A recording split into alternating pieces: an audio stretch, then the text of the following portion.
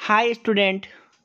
अभी आप देख रहे हैं AR कॉन्सेप्ट लर्निंग और आज की इस वीडियो में हम बात करने जा रहे हैं DLED second year S6 pedagogy of English. इसके इम्पोर्टेंट क्वेश्चंस के बारे में बात करेंगे। खास तौर से आज हम यूनिट 1 के बारे में बात करेंगे। यूनिट 1 है teaching English as a second language, यानी कि इंग्लिश को किस तरह से सेकेंड लैंग्वेज के तौर पर लिया जाता है, पढ़ाया जाता है। तो चलिए पहला क्वेश्चन देखते हैं। What is language? Discuss the main function of English language. तो language is a source of taking and giving opinion of persons. Language एक सोर्स है जिसमें हम क्या करते हैं कि ओपिनियन देते हैं और ओपिनियन लेते हैं किसी भी पर्सन से। कम्युनिकेशन का पार्ट है। So it is essential to present our thought, यानी कि हम अब जो भी बात कहना चाहते हैं उसको प्रेजेंट करने के लिए हमें लैंग्वेज की ज़रूरत पड़ती है। It is a means of communication and social control. ये क्या है कि कम्युनिकेशन का माध्यम है और इसमें क्या है कि सामाजिक कंट्रोल, सामाजिक नियंत्रण होता है। It is like a prism which reflecting the manifold shade of human knowledge and activity.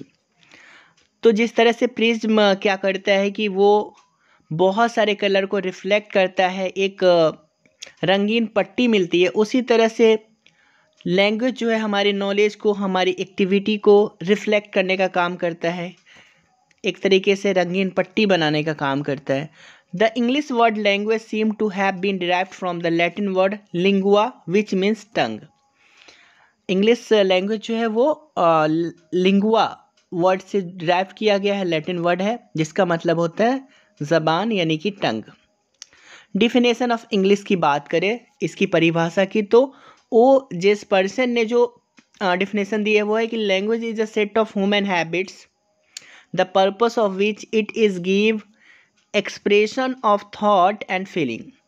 Language एक तरीके से ह्यूमन हैबिट्स है जिसका पर्पस है कि ये हमें अपने थॉट को, अपने एक्सप्रेशन को, अपनी फीलिंग को रिफ्लेक्ट करने का मौका देता है।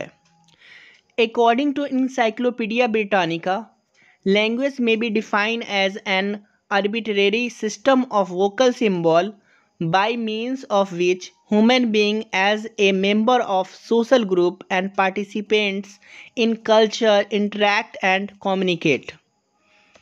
लैंग्वेज जो है एक तरीके का वोकल सिंबल का सिस्टम है जिसमें ह्यूमन बीइंग क्या करता है कि सोशल ग्रुप के साथ जो है पार्टिसिपेट करता है, किसी कल्चरल कामों को करता है, इंटरेक्ट होता है और वो कम्युनिकेट करता है। संप्रेषण का एक माध्यम है।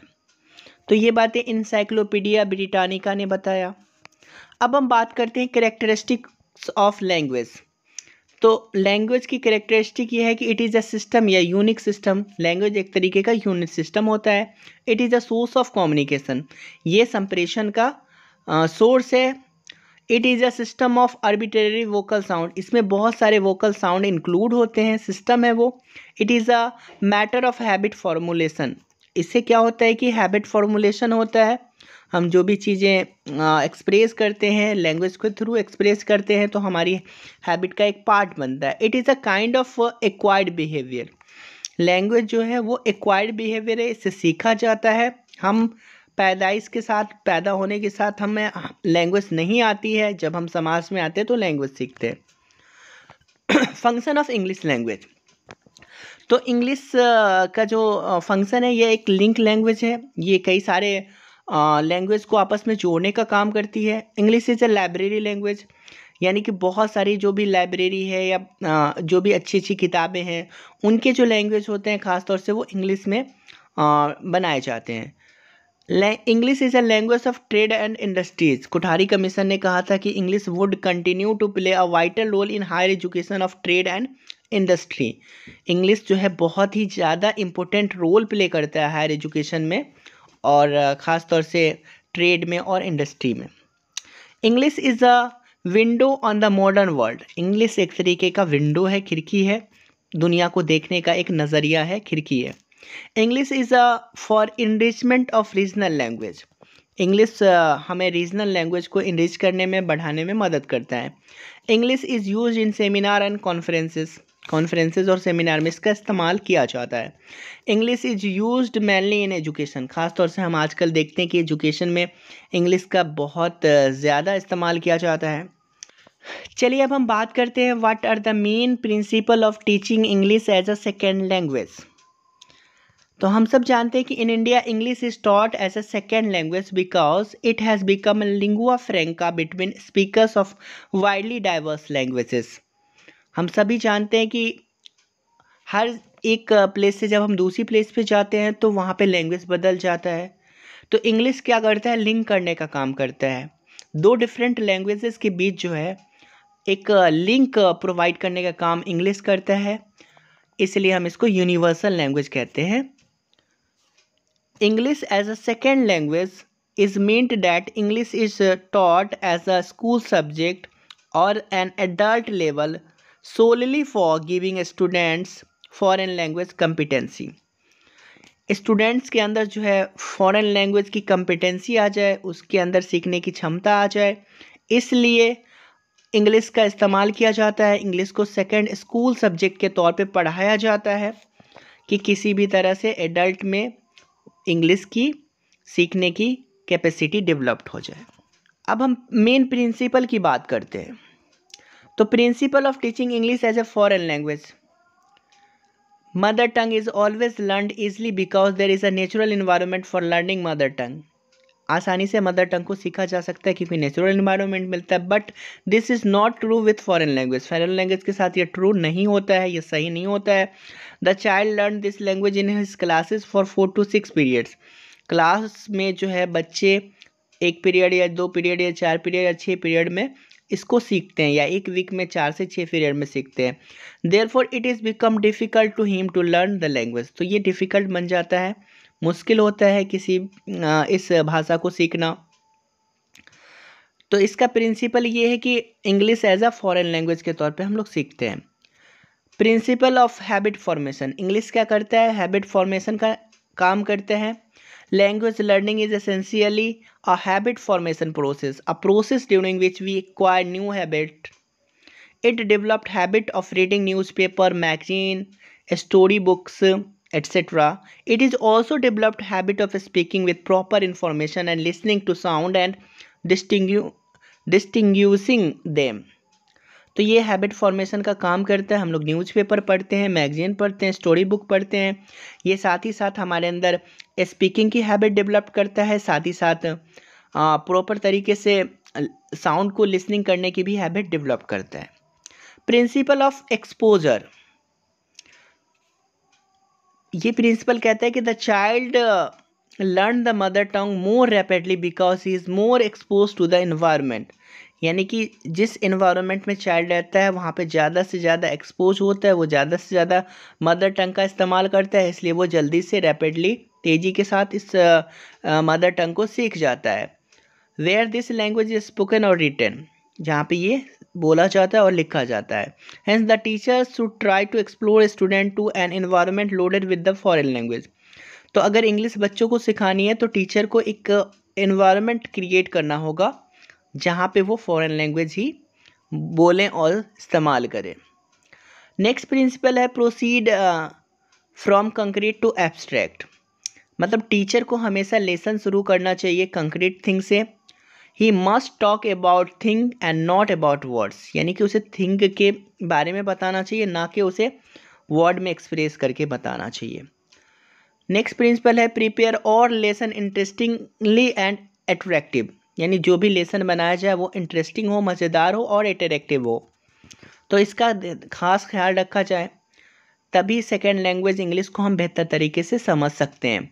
The principle of proper order and proportion, मतलब जब भी हम इंग्लिश सीखेंगे एज ए सेकेंड लैंग्वेज में तो सबसे पहले हम अंडरस्टैंडिंग करेंगे, फिर स्पीकिंग करेंगे, फिर रीडिंग करेंगे और सबसे लास्ट में राइटिंग करेंगे। मतलब LSRW जो है उसके कॉन्सेप्ट को फॉलो करना है, लिसनिंग या अंडरस्टैंडिंग, उसके बाद स्पीकिंग, रीडिंग और writing.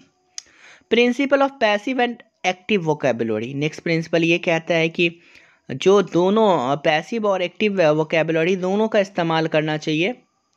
One objective of teaching English is to increase vocabulary, to learners, हमारे अंदर ज़्यादा से ज़्यादा वर्ड को हम सीख पाएँ, ज़्यादा से ज़्यादा वर्ड्स जो है वो हमारे अंदर जमा हो पाए। तो इसके लिए हमें क्या करना है कि पैसिव और एक्टिव दोनों वोकेबलरी को कलेक्ट करना है, इकट्ठा करना है, जमा करना है। द प्रिंसिपल ऑफ मोटिवेशन, ये प्रिंसिपल कहता है कि मोटिवेशन बहुत ही इंपॉर्टेंट होता है किसी भी तरह की लर्निंग में। No other principle is so important as of motivation because a student motivated to learn a foreign language can himself manage to learn the language somehow और द अदर्स। मतलब motivated होगा तो वो foreign language को आसानी से सीख पाएगा।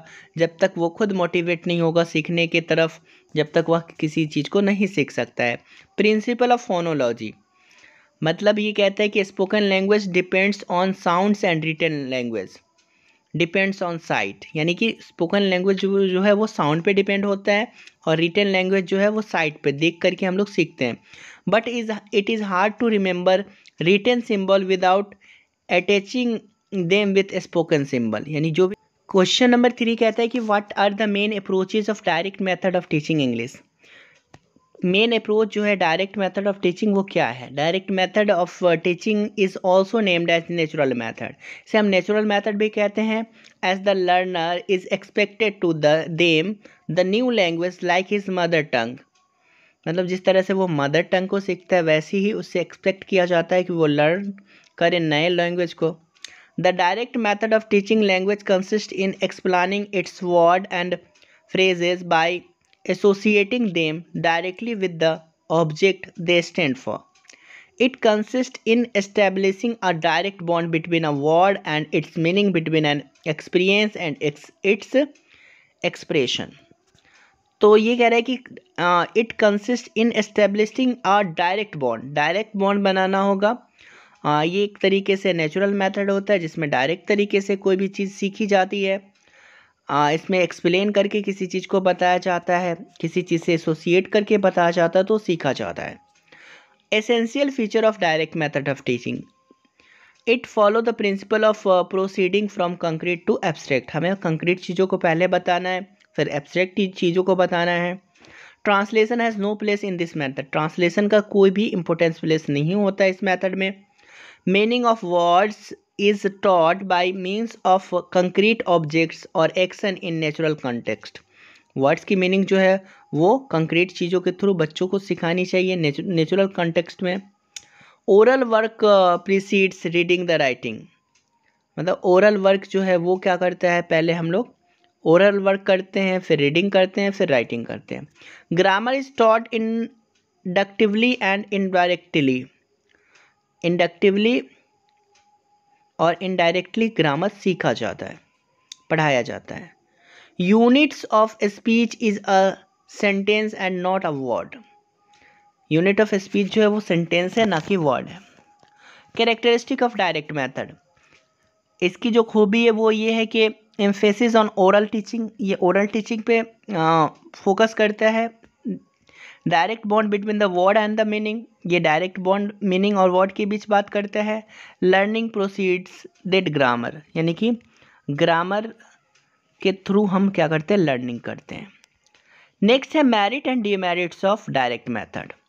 तो मेरिट्स जो है वो ये है कि it facilitates understanding of English, यानी इसकी खूबी ये है कि ये इंग्लिश की अंडरस्टैंडिंग को फैसिलिटेट करता है, बढ़ावा देता है। It is a natural method, ये एक प्राकृतिक यानी कि स्वाभाविक पद्धति है। It gives fluency of speech, इसकी वजह से हम स्पीच हमारी जो है वो फ्लुएंस हो पाएगी, हम आसानी से बोल पाएंगे।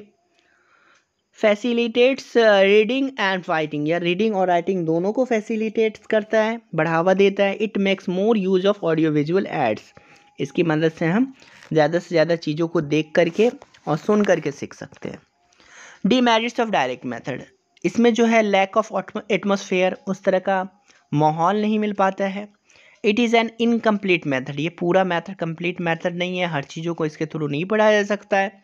लैक ऑफ सुटेबल टीचर, इस मेथड को पढ़ाने के लिए सुटेबल टीचर की कमी होती है। It is a difficult and expensive method, ये बहुत खर्चीला मेथड होता है। It does not suit to all student, यह हर स्टूडेंट के लिए सूट नहीं करता है। नेक्स्ट क्वेश्चन है what is curriculum framework, what is its constituents. Curriculum framework क्या है और इसके कंस्टिट्यूएंट्स क्या क्या चीज़ें होती हैं इसमें शामिल। तो curriculum framework is a policy documents that specify the nature and direction of education in a particular society। एक पॉलिसी डॉक्यूमेंट होता है करिकुलम फ्रेमवर्क जो कि स्पेसिफाई करता है nature and direction of education, यानी एजुकेशन की प्रकृति क्या होगी, शिक्षा का डायरेक्शन क्या होगा किसी भी समाज के लिए। It may be design for the national and state level, या नेशनल लेवल के लिए भी हो सकता है, राष्ट्रीय स्तर पे या राज्य के स्तर पे ये डिज़ाइन किया जाता है। इट कंटेन द फ्लोइंग, इसमें aim and objective of education, यानी कि इस शिक्षा का क्या लक्ष्य है, क्या उद्देश्य है, वो बताया गया है। Context and method of teaching learning, evaluation principle and techniques, यानी aim and objective of education, context and method of teaching learning, यानी कौन सा मेथड इस्तेमाल किया जाएगा और किस तरह से हम इवेल्युएशन यानी कि मूल्यांकन करेंगे, उसके क्या प्रिंसिपल होंगे और उसके क्या टेक्निक्स होंगे, ये बताया गया। Curriculum is more abstract category then syllabus, यानी कि सिलेबस के मुकाबले कैरिकुलम बहुत ज़्यादा एब्स्ट्रैक्ट होता है। It concern with all the different aspects that makes the learning experience as a whole.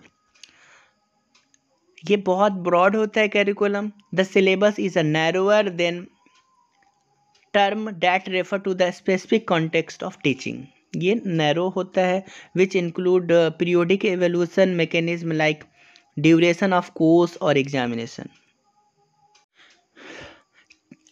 Curriculum framework constituents, curriculum framework में क्या क्या चीज़ें होती है, तो 3 कंपोनेंट होते हैं। पहला फाउंडेशन ऑफ कैरिकुलम, दूसरा कैरिकुलम कोर और तीसरा curriculum details. Foundation of curriculum, इसके अंदर जो है 4 एजम्पशन आते हैं। पहला एजम्पशन है assumptions concerning human being and society, assumption जो है वो ह्यूमन बीइंग और सोसाइटी के बारे में होगी। एजम्पशन जो है एपिस्टेमोलॉजिकल होगी, यानी कि ज्ञान कैसे प्राप्त किया जाए उसके बारे में एजम्पशन किया जाएगा। एजम्पशन अबाउट लर्निंग, लर्निंग कैसे होगी उसके बारे में।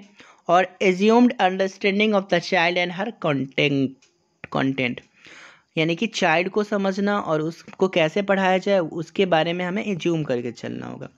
कैरिकुलम कोर के अंदर जो है जो चीज़ें वो कंसिस्ट करता है वो है aim of education, state specific objectives, principle of content selection and organisation, criteria for good method, criteria for good material and principle of evaluation, यानी कि ये क्राइटेरिया बताता है गुड मेथड का, अच्छा पद्धति क्या होगी, अच्छी मटेरियल कौन से यूज किए जाएंगे उसकी क्राइटेरिया बताता है, और प्रिंसिपल ऑफ इवेल्यूएशन कैसे हमें मूल्यांकन करना है उसका सिद्धांत बताता है।